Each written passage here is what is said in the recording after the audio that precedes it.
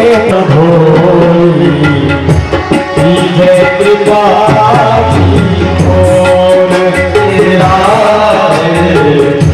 जय कृपा की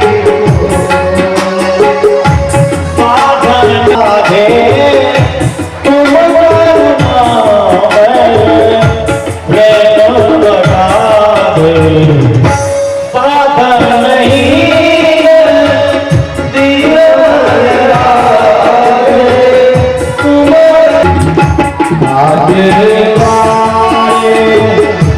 जाओ पुकारे काके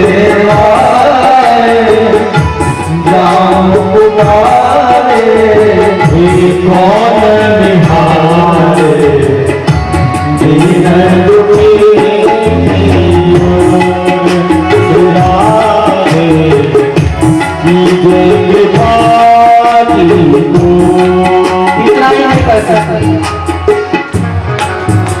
दरबार मेरा है रानी के दुख दर्द मिटाए जाते हैं दरबार मेरा है रानी के दुख दर्द मिटाए जाए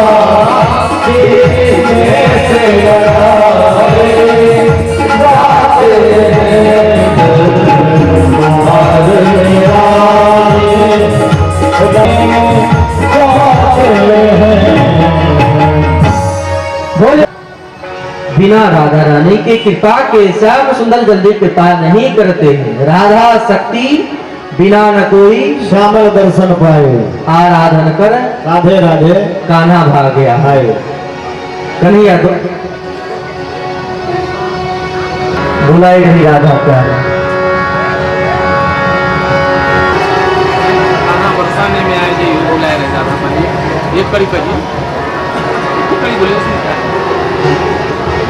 मैं तुम्हारे जी एक पद अरे हमको क्या राधा रानी प्यार सुना बुलाए रही राधा प्यारी कान्हा बरसाने में आ जाइयो बुलाए रही राधा प्यारी कान्हा बरसाने में आ जाइयो बुलाए रही राधा प्यारी बुलाए रही राधा प्यारी बुलाए रही राधा प्यारी बुलाए रही राधा प्यारी बुलाए रही राधा प्यारी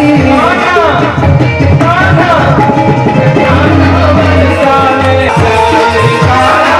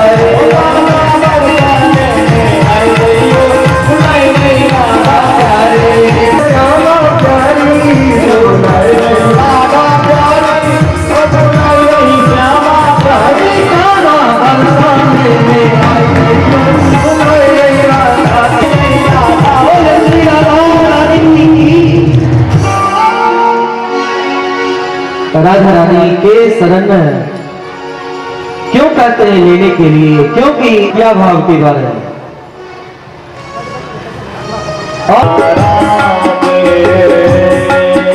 जब राधा रानी के शरण में यह जितनी भी पटरानियां हैं गई हैं, राधा रानी कृपा की और कृपा करके सबको प्रेमा भक्ति भगवान के प्रति प्राप्त भया, बड़े प्रसन्न हुए। और श्याम सुंदर जब मिलने के लिए आए, राधा रानी कह रही हैं, ये श्याम सुंदर आप भी वही हो, मैं भी वही हूँ, लेकिन जो ब्रज का जो प्रेम था वह प्रेम यहाँ प्रकट नहीं हो रहा है।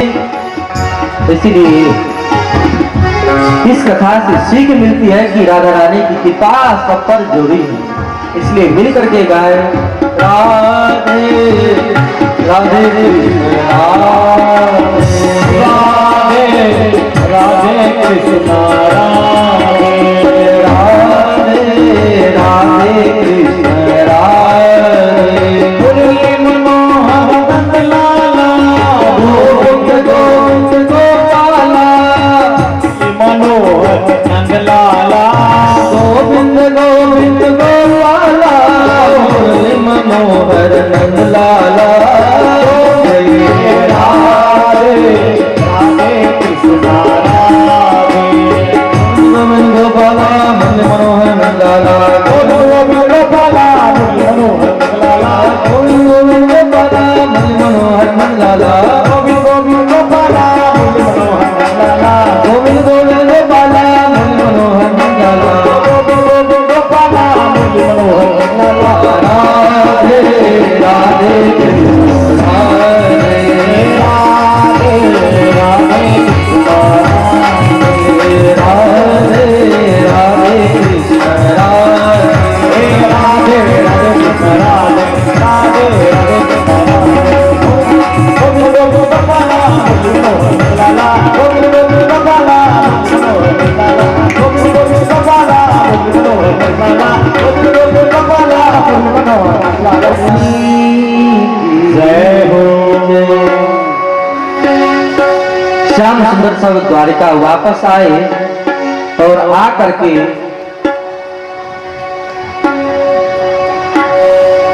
यह सोच रहे हैं कि अब इस धरा धाम पर बहुत समय व्यतीत हो गया। देवता लोग भी बार बार आकर के प्रार्थना करते हैं, श्याम सुंदर अब आप चलें। भगवान भी सोचते हैं कि सब काम तो हो ही गया, जो प्रेम प्रकट करने के लिए मैं यहाँ आया था, इसलिए क्या करो। भगवान एक लीला रचते हैं, लीला के क्रम में इनके संतति लोग जाकर के एक पुरुष को, श्याम सुंदर के पौत्र को, शाम को एक स्त्री का वेश बना करके ले गया महात्माओं के पास, और महात्माओं के पास जाकर के कहता है, महाराज जी आप देखें इनके पेट में कौन सा शिशु पल रहा है, स्त्री है या पुरुष, लड़का है या लड़की, आप बताएं। महात्माओं को बड़ा दुख हुआ कि देखो इनके कुल में इतने बड़े बड़े मुनि मानी महात्मा लोग हैं, इतने भक्त हुए, भगवान महात्मा के लिए क्या करने के लिए तत्पर नहीं होते, तैयार होते हैं, और इन्हीं भगवान के वंशज लोग इन महात्माओं का अपमान करते हैं। बड़ा दुख हुआ इन महात्माओं को, और यह सोचते क्या है क्या करें, तो इनके कुल को ही श्राप दे देते हैं। करे मूर्ख बालकों, जिस कुल में भगवान का अवतरण हुआ, ऐसे वंश में रख करके तुम महात्माओं से रिठाई करते हो, ठिठोली करते हो। जब मैं श्राप देता हूं कि इनके पेट से न तो कोई लड़का या लड़की होगी, इसके पेट से तो मूसल का प्रादुर्भाव होगा, प्रकट होगा, और यह देख करके श्राप में महात्मा जैसे ही दिए, शाम सब अपने पेट में देखते हैं क्या, तो यहाँ पर मूसल रखा हुआ है। सबके आंख से अश्रुपात होने लगे कि हाँ मैंने महात्माओं से मजाक करी, ठिठोली को किया। सब रोने लगे, रोते रोते हुसैन जी महाराज के पास गए और जाकर के उग्रसेन जी महाराज सोचते हैं क्या किया जाए। उस पत्थर को, उस मूसल को खिंचवा करके समुद्र में भिगवा देते हैं और जो बच जाता है उसको भी फेंक देते हैं।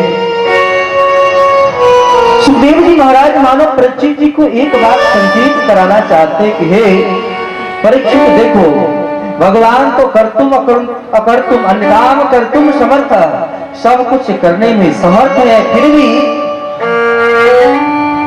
भगवान को इन लोगों ने बताया है। भगवान तो इच्छा से ही होता है, बताना चाहिए, नहीं बताया।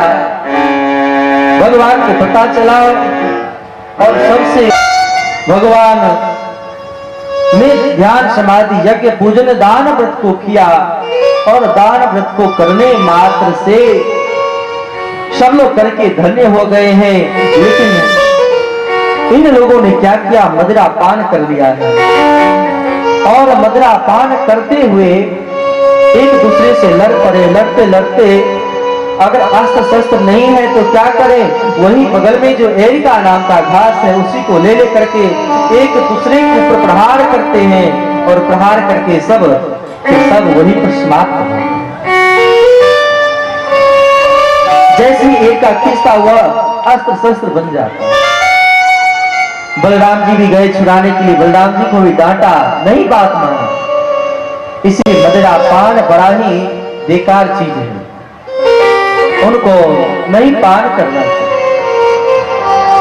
भगवान वहां गए ही नहीं, भगवान सीधे बट वृक्ष के नीचे चले जाते हैं। उनको देखते देखते उन्हीं का अनुगमन करते हुए उद्धव जी महाराज भी वहां गए और उद्धव जी महाराज के साथ दिव्य सत्संग होता है।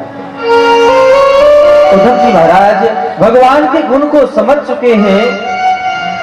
प्रभु कैसे कैसे कलयुग में जीव होंगे, भक्त होंगे, कैसे कैसे कर्म को करके आपको प्राप्त कर सकते हैं। मैंने आपके झूठन को खाया, आपके पहने वस्त्र को पहना, अब मैं आपके बगैर कहां कैसे रह सकता हूं। इन सबको समझाने के लिए भगवान ने नव योगेश्वर के माध्यम से निमि जी महाराज के सत्संग सुखदेव जी महाराज सुन करके बड़े प्रसन्न हुए और सुखदेव जी महाराज जाना चाहते हैं। सबको अच्छा नहीं लग रहा है, ऐसे समय में क्या करें, इनका पूजन कैसे करें।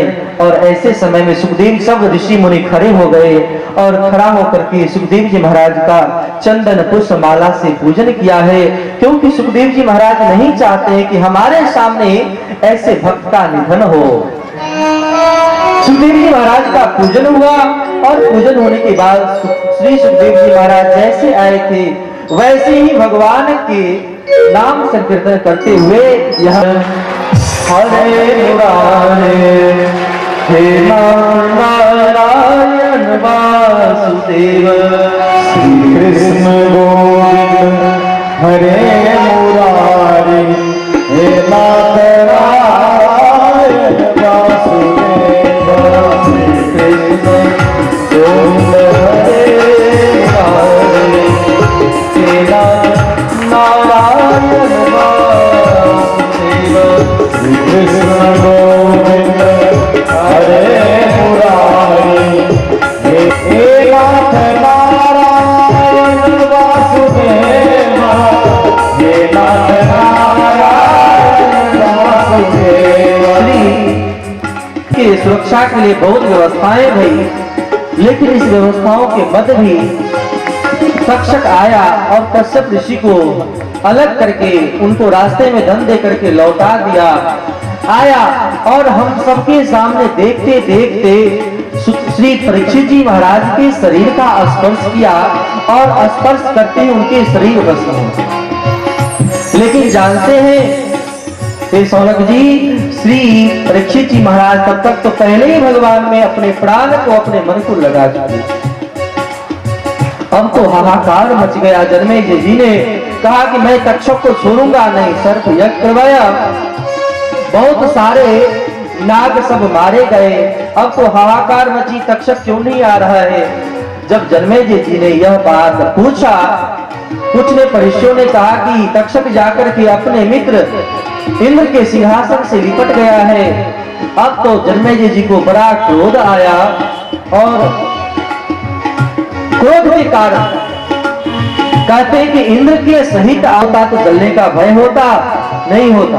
बृहस्पति जी आए, समझाए कि अलंबत्सात इरोसे न पुत्र क्रोध न करो। और यह तो पहले से विधि विधान में था। जन्मे विधि मां से शौनक जी अंतिम प्रश्न कर रहे हैं, पर वो यह तो बतलाइए, भगवान चले गए तो आगे और भी राजा होंगे क्या? बोले हाँ, भगवान कलयुग में भगवान का बुद्धावतार होगा और अंत में जब पाप बढ़ाएंगे बहुत राजा लोग हो जाएंगे और पाप बहुत बढ़ेगा, तब जाकर के कल्कि भगवान का अवतार होगा। बोल श्री कल्कि भगवान की जय हो। उन अवतार लेकर के सब